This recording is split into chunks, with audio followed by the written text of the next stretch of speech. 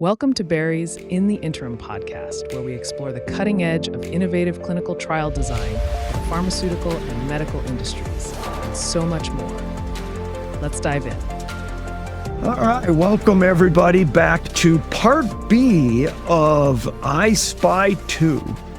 I hope you got the previous episode where we're visiting here with Don Barry, and we are revisiting the I Spy 2 trial. And we left off where he's using MRI markers, auxiliary markers, to speed up the adaptive algorithm to model the rate of PCR, 6-month PCR. And he was now talking about one particular application where the time machine is so valuable. So what is a time machine in a clinical trial? So let me tell you in the context of I Spy 2, we're in 2014. We've got several arms in the trial. One of the arms used Pertuzumab, which was an anti-HER2 therapy. It was used in addition to trastuzumab, also called Herceptin, in HER2 positive women, that is with HER2 positive tumors.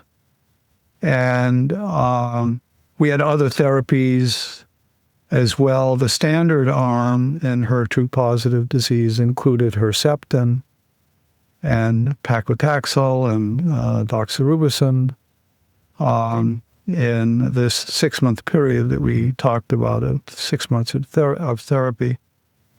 And it so happened that Genentech had been investigating Pertuzumab in HER2 positive disease. And there was another trial, another neoadjuvant trial that was comparing it plus Herceptin to just Herceptin plus the chemotherapies of paclitaxel and doxorubicin and cyclophosphamide. So the FDA gave accelerated approval to Genentech's Pertuzumab. And that meant that Genentech could sell the drug. And they had obligations about coming back with, the longer-term endpoint, but it was based on an improvement in PCR rate. And our physicians and our patients, our patient advocates, and our data safety monitoring board said, you have to drop the standard arm for those patients. You can't give the standard arm because it doesn't include Pertuzumab. And I said, okay, we'll do that.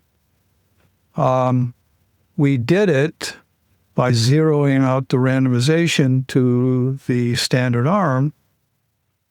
We luckily had Pertuzumab in the trial already as one of the experimental arms.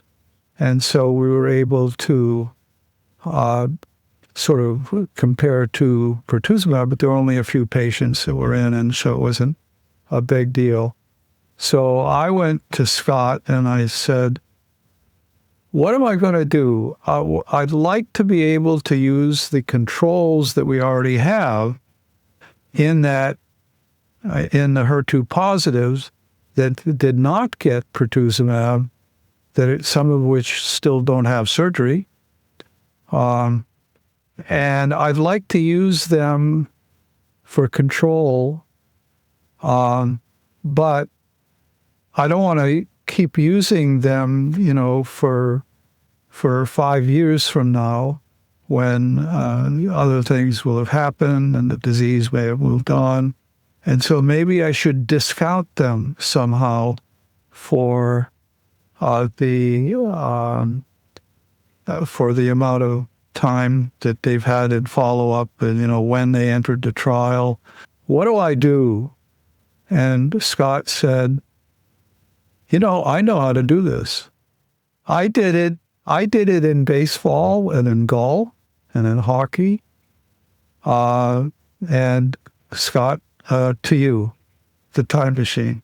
Yeah, so we in sports, there's the age-old question of how do you compare players of different eras?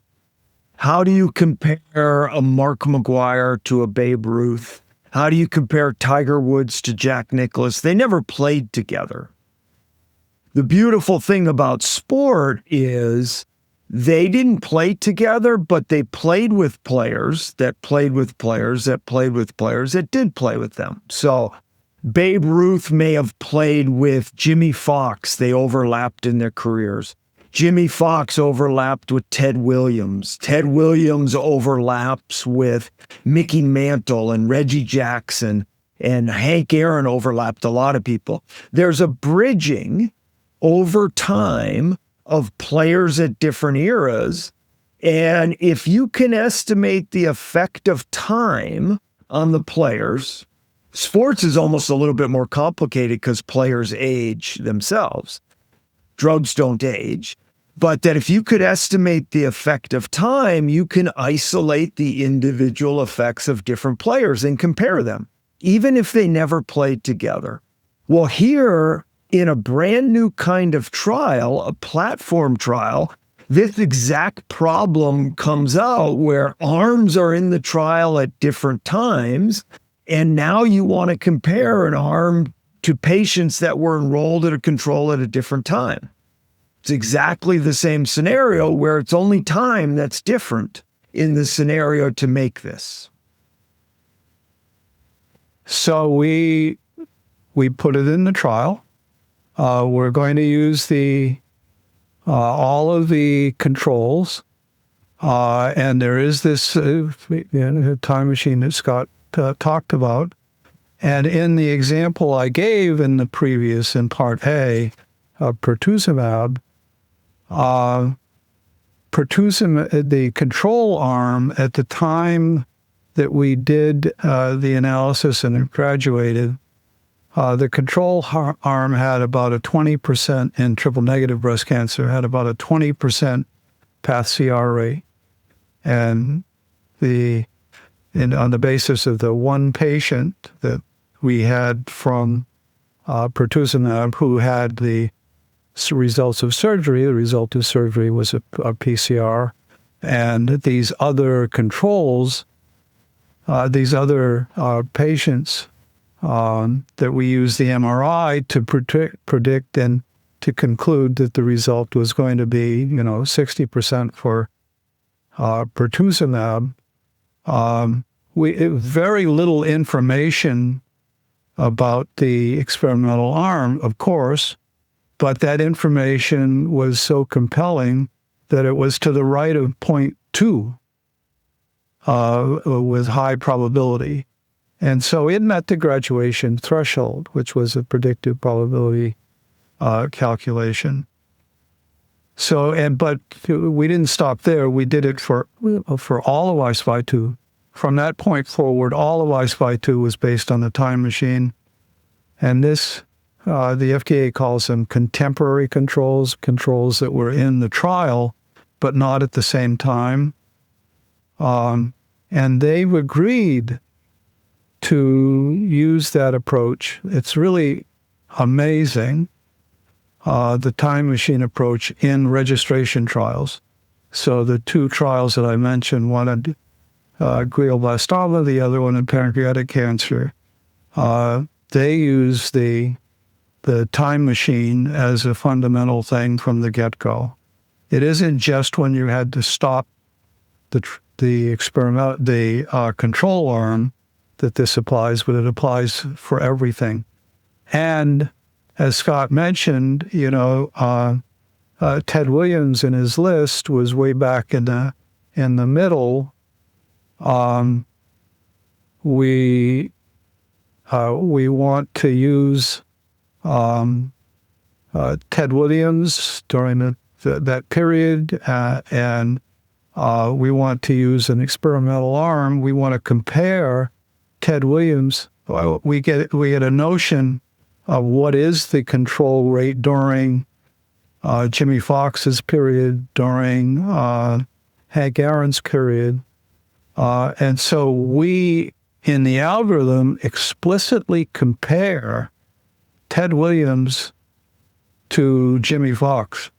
We explicitly compare Pertuzumab to other therapies. It's just we don't tell Merck as the drug's sponsor owner. We don't tell Merck what the Eli Lilly drug was doing. We don't tell Eli Lilly what the Merck drug is doing. But we're comparing everything to everything in order to assess what is the control rate. So behind the scenes, there's one model that's estimating the individual interventions in the trial and provides that estimate to a standardized control. And it's using all of the data from all the arms because it enables us to estimate the effect of subtypes, the effect of time, all of these variables in providing that estimate. Then you can hand a particular sponsor the estimate for their arm relative to control, and the machine has used all of the data.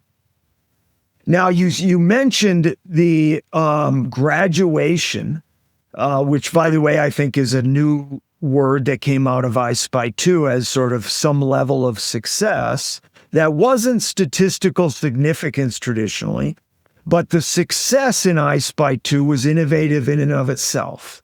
What was graduation or success from a phase 2 trial? So the way we defined graduation was it's going to do well.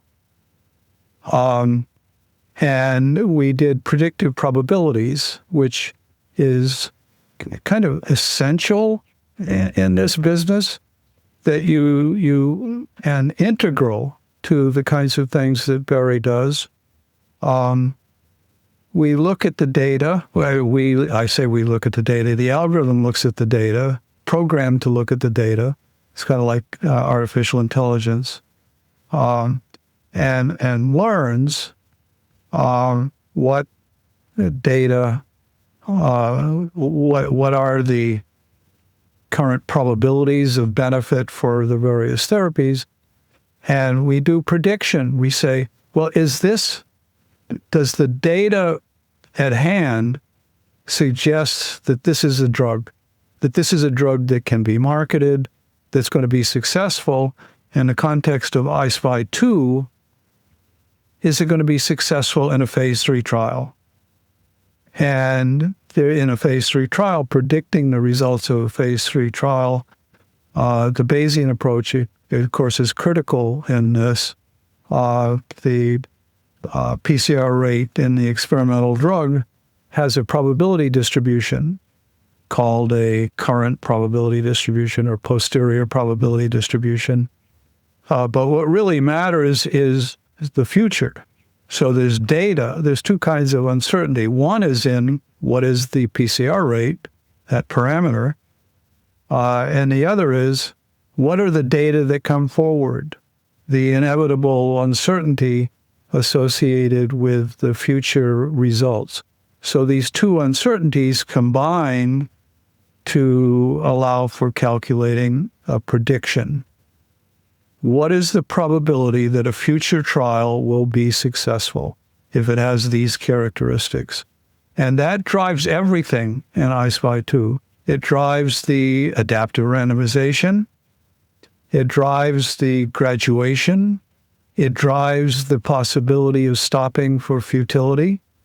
There's a stopping for futility that's across the board that we calculate based on the predictive probability distribution. But there's also, as Scott suggested, the possibility of stopping in a subtype, because the randomization probability is so small that if the patient, no patients are going to be assigned to this subtype.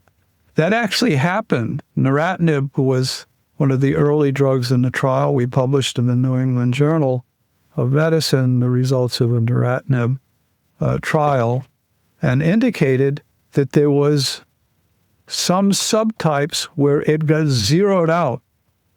But meanwhile, in other subtypes, it was doing very well. So it stopped randomizing in the subtypes where it was not doing well and increased the probability in the other subtypes. Graduated.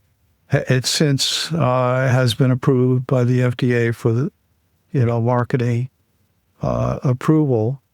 And nobody, as Scott indicated, nobody knew that this happened. I mean, if this happened in a 2-arm trial, and you said the DSMB tells you got to stop the control, that would be a big deal. How could you stop the control? Could you then go and get another control or wait a while until you figure out what to do? We never announced that Neratinib was no longer being assigned to those subtypes of women until after the trial. Of course, the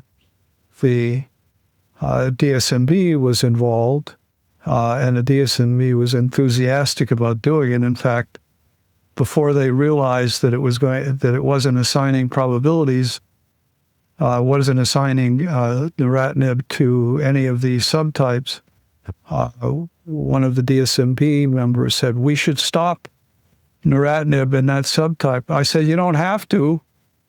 The algorithm has already stopped it. Yeah. Okay, so a little bit of the numbers of I-SPY. So what are we talking about? I-SPY 2 started enrolling in 2010, and it ran through 2022.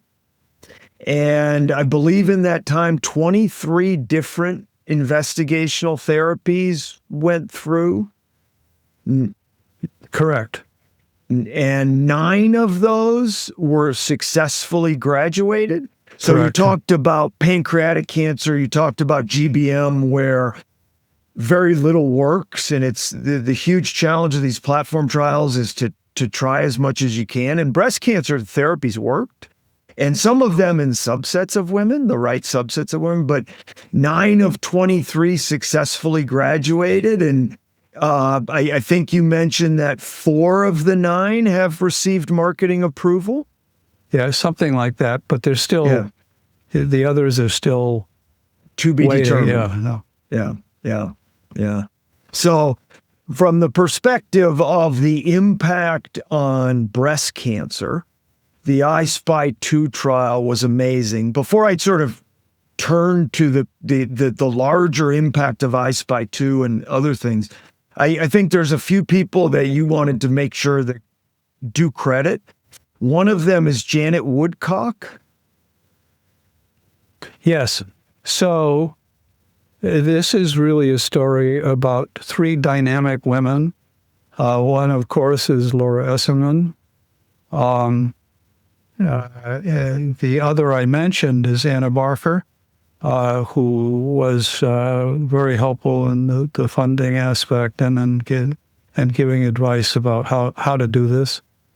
And the other is Janet Woodcock, who was at the time the head of CEDAR at the FDA and has been pushing adaptive designs. And for example, this thing about adaptive randomization, she is publicly announced adaptive randomization is adequate and well controlled.